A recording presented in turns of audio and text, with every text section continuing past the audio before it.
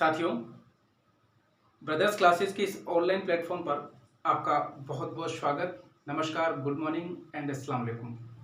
साथियों, जैसा कि कल हमारा जो टॉपिक चल रहा था कि उर्दू ज़बान की तदरीस के खास मकासद चल रहे थे, उसमें आगे बढ़ाते हुए कल उसी को लेकर के मेरे पास बहुत सारे कॉल्स थे और मैसेज भी था। लोगों ने ये चीज़ बोली कि सर, जो पढ़ाया जा रहा है इसे आप हिंदी में पढ़ाएं ताकि हमारे समझ में आ जाए। हमारी उर्दू थोड़ी वीक है, हमने इसको 10th 12th के बाद में कभी भी नहीं पढ़ा, तो इसलिए थोड़ी समझने में अशकाल परेशानियां हमको होती है।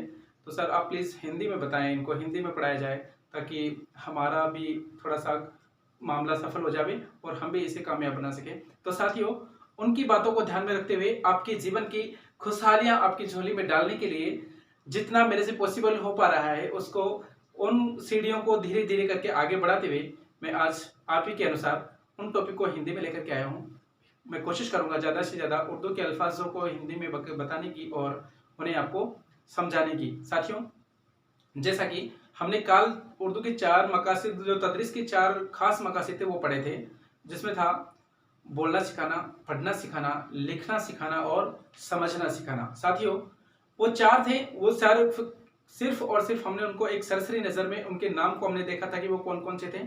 अब उन्हें हम डिटेल से पढ़ने की कोशिश करेंगे, क्योंकि साथियों यही वो मुकाम और वही जगह है जहां से डायरेक्टली सवाल पूछे जाते हैं। सबसे ज़्यादा सवाल इन टॉपिकों से बनाए जाते हैं और यहीं से सीधे सीधे सवाल आपके एग्जाम में पूछे जाते हैं। खासतौर से जो रीड का लेवल सेकंड हो या फर्स्ट हो, दोनों लेवलों में यहाँ से बहुत अच्छे खासे सवाल अब तक पूछे जाते रहे हैं और इनका पढ़ना लिखना सिखाना अलग से इनका टॉपिक भी दे रखा है, आपके निसाब में, आपके सिलेबस में है, उसको आप देखें। तो साथियों, आइए शुरू करते हैं। देखो, हमने इस कड़ी को आगे बढ़ाते हुए ये देखा है कि यहाँ पे जो लिखा हुआ था कि सबसे पहले पढ़ना सिखाना। साथियों, बच्चे को पढ़ना सिखाते वक्त हम कौन कौन सी ऐसी बातें हैं जिनको हम ध्यान रखें। तो साथियों, बोलना सिखाते वक्त ऐसी कौन कौन सी बातें हैं जिनको हमको ध्यान में रखनी है। तो बोलना सिखाते वक्त ध्यान रखने योग्य चंद अहम बातों को जिसे हम ध्यान रखेंगे, उसमें सबसे पहली बात आती है साथियों कि हमारा जो बच्चा है, साफ आवाज और सही अल्फाज का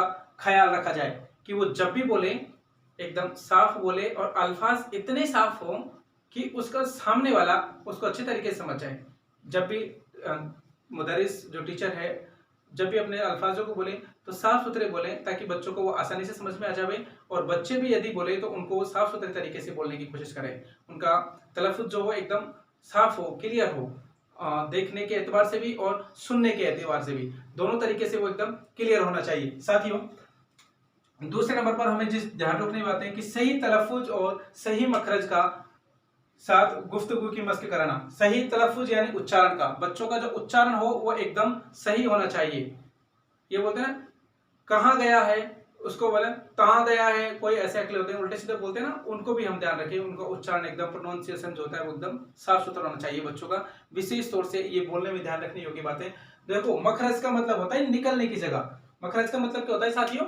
निकलने की जगह होती है कि जहां से, जैसे कोई अल्फाज होते हैं जिनको नाक से बोले जाते हैं, कई अल्फाज होते हैं जिसको कंठ तालु से बोला जाता है, कई अल्फाज होते हैं जिनको दंतोष्ठ से बोला जाता है। ऐसा नहीं कि हर कोई बात कोई वो नाक में गुनगुना रहे हैं तो कुछ समझ में नहीं आएगा कि वो क्या कह रहे हैं। कि नाक ही नाक, कई बंदे होते हैं ना जो नाक ही नाक में गुनगुनाते हैं, उससे अपने पेरेंट्स भी परेशान होते हैं, सभी परेशान होते हैं, क्योंकि उनकी आवाज को समझ नहीं पाते कि वो क्या कहना चाह रहे हैं। तो तलफ़ुज़ का और मखरज का विशेष तौर से ध्यान रखा जाए साथियों। मखरज यानी निकलने की जगह, कि कौन से अल्फाज को हमको नाक से बोलना है, किसको हमको कंठ तालु से बोलना है, किसको हमें होठों से, दंतोष्ठों से बोलना है। इन सब की बातें, ये चीजें हमको बच्चे को बहुत अच्छे से सिखानी है ताकि उनके आने वाले जीवन में कोई परेशानियां ना हो। और सबसे पहली बात तो यह आती है कि बोलने से मुराद क्या है साथियों? बोलने से मुराद ऐसी है, इस मुराद से ये मकसद दिया जाता है कि बोलना ऐसा होना चाहिए कि बच्चा बिना शर्माए, बिना किसी तकल्लुफ के, कहीं पर भी खड़े होकर किसी के भी सामने अपने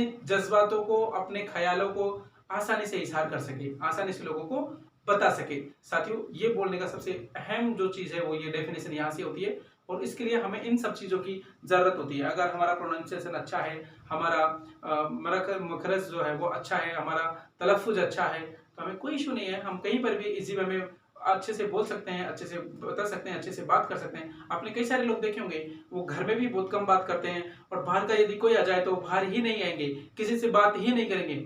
इसीलिए उनको हेजिटेशन होती है, उनको अपने आप से भरोसा नहीं होता कि क्या पता हम गलत बोलेंगे, तो इसलिए वो उनको शर्म आती है। तो किसी प्रकार की शर्म नहीं होनी चाहिए, ना ही तलफ़ुज़ होना चाहिए, किसी भी बगैर किसी असगाल के आसानी से वो बात कर सकें। इस तरीके का कॉन्फिडेंस हम बच्चों में पैदा करेंगे। इसके लिए साथियों आपने देखा होगा, स्कूलों में जब छोटी कक्षाएं होती है उनमें खेल खिलवाए जाते हैं, अंताक्षरी करवाई जाती है, बच्चों से बार बार गिनती पहाड़े सबके सामने खड़े होकर के बहुत अच्छे से बुलाए जाते हैं। क्यों? क्योंकि उनकी इस तरीके की हेजिटेशन खत्म हो जाए, इसीलिए वो काम किए जाते हैं साथियों।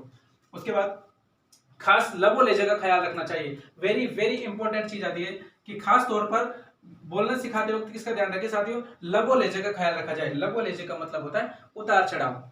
ये चीज क्या होती है कि जब जब भी हम बच्चे से बात करना चाहेंगे, बात करवाना उनको सिखाएंगे, तो ये चीजें हमको सिखानी चाहिए। हम किस तरीके से बात की शुरुआत करें, फिर किस तरीके से रखें और लास्ट हमको खत्म कैसा करना चाहिए। साथियों हमेशा जब भी हम बोले थोड़े मंद स्वर और मीठी आवाज में हमको बोलना शुरुआत करना चाहिए। हमारा जो लब ले जाए एक उतार चढ़ाव इस तरीके से होना चाहिए, मंद आवाज में, यानी कि थोड़े नीचे स्वरों के साथ में, इतना भी नीचे नहीं कि सामने वाला सुने ही नहीं, थोड़े नीची आवाज में, मंद आवाजों के साथ में हमको बात को स्टार्ट करना चाहिए। बीच में जाकर के हमारा बैलेंस एक बराबर तरीके से रहना चाहिए और जब भी हम बात को खत्म करना चाहेंगे तो उसी तरीके से, जिस तरीके से हमने स्टार्ट किया था उसी मंद स्वर में हमको जाकर के उसको खत्म करना चाहिए। साथियों लबो लेजो का ख्याल रखना बहुत ज्यादा जरूरी है। उतार चढ़ाव भी आपको बातों में जो है चार चांद लगाता है, आपकी बातों में बहुत अच्छे से बच्चों को समझना आता है और यही चीजें हमें बच्चों को सिखानी होती है। ये काम मुदर्रिस के लिए है, टीचर के लिए है, वो किस तरीके से अपने किन किन नियमों का इस्तेमाल करता है, किन कौन कौन सी शिक्षण विधियों का यूज करता है बच्चों को सिखाने के लिए, तो ये सारी चीजें उनको ध्यान रखना योग्य। साथियों इसमें बोलना सिखाने में समय और बसरी आलात का इस्तेमाल करें। साथियों समय का मतलब होता है सुनने वाला और बसरी का मतलब होता है देखने वाला। जैसे कि आपने देखा होगा रेडियो में बहुत सारे समाचार इस तरीके की न्यूज आती है, तो बच्चों को ज्यादा ज्यादा सुनाएं। समय यानी सुनने के साधन है और बसरी देखना, ऐसे नाटक ये वगैरह जो आते हैं जिनमें उर्दू अल्फाज का इस्तेमाल किया जाता है, जिसमें जिससे ज्यादा बच्चा देखेगा सुनेगा। देखो बच्चे की एक खास बात होती है कि बच्चा अनुकरण करके सीखता है। सबसे ज्यादा बच्चा अनुकरण करके सीखता है, वो जैसा सुनेगा और जैसा देखेगा खुद भी वो वैसा करने की कोशिश करता है। ये बच्चे की खास बात होती है। तो इन बोलना सिखाते वक्त हम इन कुछ चंद अहम बातें थी जिनको हमें विशेष तौर पर ध्यान रखना होगा ताकि हम बच्चे के आने वाले भावी जीवन को सुधार सके और उनकी जिंदगी में कभी कोई बोलने से संबंधित असकार ना हो, उनको परेशानियों को दूर कर सके। साथियों इस तरीके से हम बच्चों को बोलना सिखाते वक्त इन कुछ अहम बातों का ध्यान रखेंगे और उनका उतार चढ़ाव बच्चों का विशेष तौर से वो ध्यान रखा जाए। साथियों दूसरे नंबर पर आता है पढ़ना सिखाना।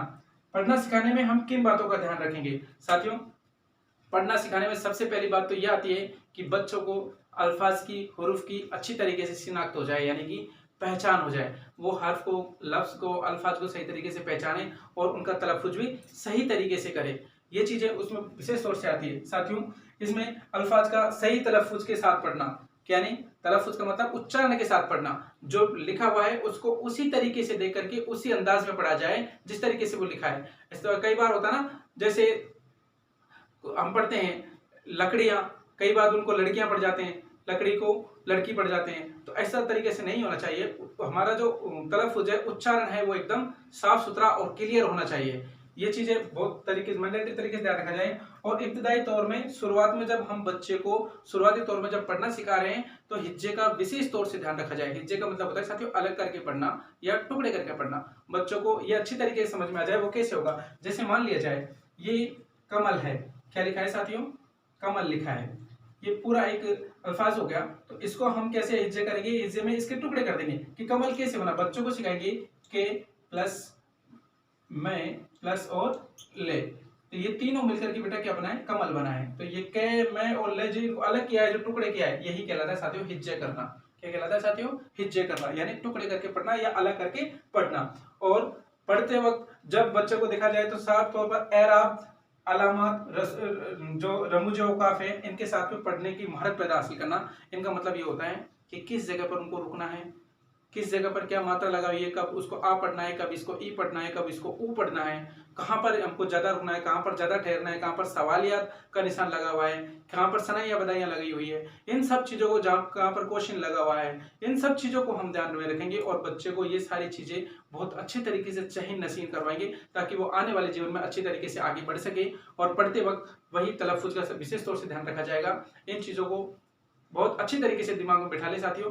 यही वो चीजें हैं जो आपकी पूरे टीचिंग मेथड में अच्छे से नंबर दिलाएंगी साथियों। इनमें से डायरेक्टली सीधा सीधा सवाल पूछा जाता है, इनमें से सीधा डायरेक्टली सवाल पुटअप किया जाता है। तो इन मैंने कोशिश की है आपको ज्यादा से ज्यादा अच्छी तरीके से समझाने की। अगर और भी कोई इनमें सुझाव और सुधार करना हो तो आप मुझे कमेंट सेक्शन में जरूर बताएं साथियों। ब्रदर्स क्लासेस में जो अपने 258 प्लॉट नंबर 258 चंपानगर गुजर की थड़ी पर मेरी ऑफलाइन इंस्टीट्यूट है, खुद का क्लासेज है। अगर ऑफलाइन भी अगर आप पढ़ना चाहते हैं तो आपका मोस्ट वेलकम है, आप आए साथियों। दूसरी चीज, आपको कल जो है, कल शाम को रीट लेवल फर्स्ट की जो L1 का जो एग्जाम हुआ था उसका फाइनल कट ऑफ डाल दिया गया है। उसको देखा गया होगा, आपने देखा होगा, कट ऑफ बहुत हाई रही है साथियों। कई साथी ऐसे होंगे मेरे जो कुछ नंबरों से, कुछ परसेंटेजों से, कुछ नामात्र, कुछ रीजन की वजह से भी उनका सिलेक्शन रुका होगा साथियों। उनको लेकर के, उनको देख करके हमें ये समझ में आ जाना चाहिए कि हमें कितनी मेहनत और करने की आवश्यकता है साथियों। इस दौड़ में कितनी तेज हमको और रेस लगानी होगी, कहां तक हमको भागना होगा ताकि हम अपनी मंजिल पर पहुंचे, कहां तक हमको। आज के तारीख के जो टाइम आ गया है साथियों कंपटीशन का, वो ऐसा आ गया है कि 30 नंबर की यदि अगर हमारी कोई सब्जेक्ट आती है तो उसमें से 30 में से 30 ही हमारे आने चाहिए, तब हम अपने आप को सेफ कह सकते हैं। 93%, 94% परसेंटेज जा रही है साथियों, बहुत बड़ी बात हो जाती है ये। तो कंपटीशन का दौर कितना बढ़ गया है इससे आप अंदाजा लगा सकते हैं। जो परसेंटेज, इसका जो कट ऑफ आज कल शाम को विजुअल की थी, इन्होंने डाली थी, उसके हिसाब से ये पता साफ जाहिर हो जाता है कि हमें कितनी और मेहनत करने की आवश्यकता है साथियों। 30 में से 30 यदि हमारे आएंगे ना, तब हमारा सिलेक्शन फाइनल होगा, तब हम उस मंजिल पर पहुंचेंगे जहां पर हम, जिसका हम इंतजार कर रहे हैं, तभी हमारा सिलेक्शन सुनिश्चित है। बाकी हम कहीं ना कहीं अपने आप को धोखा भी दे रहे हैं साथियों। ऐसा नहीं करें, अच्छे से दिलो और जान के साथ में मेहनत करें। और ऐसा भी नहीं है, मैं उन साथियों से बार बार आग्रह करना चाहूंगा, तहे दिल से उनसे तवज्जो देना चाहूंगा उनकी बातों को, कि जिन भाइयों का कुछ परसेंटेज की वजह से, कुछ रीजनेबल रीजन की वजह से उनका सिलेक्शन नहीं हुआ, वो घबराए नहीं, कुछ भी ऐसा वैसा कदम नहीं उठाएं, क्योंकि जिंदगी की हर एक हार नहीं है, वो आपके लिए एक नया रास्ता है, एक नई चुनौती है। वो आपको कुछ ना कुछ एक और नया सिखा रही है। जिंदगी में किस तरीके से हमको जीना है, किस तरीके से हमें आगे बढ़ना है, ये सलीका वो आपको सिखाती है। आपकी वो हार नहीं है, आपके लिए और एक नया रास्ता खुला है, आपका और एक बार और एक्सपेरिमेंट करने का आपको मौका मिला है साथियों। जो मौका मिला है अच्छा होने के लिए मिला है, अच्छा करने के लिए मिला है, उसको हम अच्छा करें और अच्छा सोचें, और एक नई उमंग, नई मेहनत, नई लगन के साथ में, दृढ़ निश्चय के साथ में हम आगे बढ़ें। और इस बार इस कदर से हम तैयारी करें कि हमारे 150 में से 150 ही पूरे लाने की हम कोशिश करें साथियों। फिर देखते हैं कि हमें कौन बाहर करता है। इस कदर हम अपने आप को खपा दें, इस कदर हम आपको लगा दें कि पूरे 150 के 150 ही हमारे आने चाहिए, पूरे 100 का 100% हमारे आना चाहिए। कोई हमारा सवाल वहां से काट ना सके। हम खुद को इस प्रकार तपाएंगे, इस प्रकार अपने आप को तैयार करेंगे, अपने अंदर लगी हुई उस आग को इस कदर आगे बढ़ाएंगे कि हमें कोई भी, किसी भी तरीके से, हमको कोई भी कितनी भी बड़ी मुश्किल आ जाए, लेकिन हमें हरा नहीं सकती, हम कभी हार नहीं सकते। हम जीतेंगे, जीत कर रहेंगे, हम जीतने के लिए बने हैं। और जो ये आपके लिए ये अस्कार पैदा हुआ है ना साथियों, वो आपको कुछ नया और बेहतर करने के लिए हुआ है। आपकी जो ये हार नहीं हुई है आपकी, आपको एक नया रास्ता मिला है, एक नया चांस मिला है, जिसको कुछ आप अच्छा करके दिखा सकते हो। अच्छा करने के लिए आपको ये मौका दिया गया है ऊपर वाले ने। ऊपर वाला जो भी करता है सोच समझकर बढ़िया करता है। और साथियों एक चीज और फैक्ट है, इसे आप भाग नहीं सकते, ये कड़वा सत्य है, यूनिवर्सल ट्रुथ है, कि जो कुछ भी होता है ना, जो कुछ भी होता है, उस जो हमें हार मिली है, जो हमें असफलता मिली है, उसके पीछे कहीं ना कहीं हम खुद स्वयं जिम्मेदार होते हैं साथियों। हम ये नहीं कह सकते कि इसमें हमारे घर वाले जिम्मेदार हैं या फिर और कोई एग्जाम करवाने वाले जिम्मेदार है, कोई और जिम्मेदार है, ऐसा कुछ भी नहीं है साथियों। ये एलिगेशन है जो अपने आप को संतुष्टि देने के लिए हम कह सकते हैं, बाकी ऐसा कुछ भी नहीं है।